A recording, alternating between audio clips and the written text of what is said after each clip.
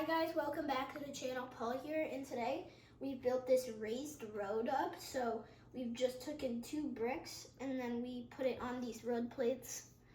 And then when it gets near the end, we got a brick and 1 plate. So then when the sand goes against it on our plates, it's not going to be higher than the road, it's going to actually be lower.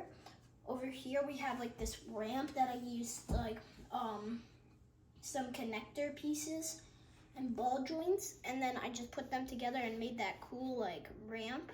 And then over here we just have these like curved road pieces that come with the Lego road path, and I just have 2 studs on the sides, and then they slot in nicely. That's it for today. If you haven't seen my last video, the full city tour, please watch that. Bye guys, please like and subscribe to Paul's Lego City.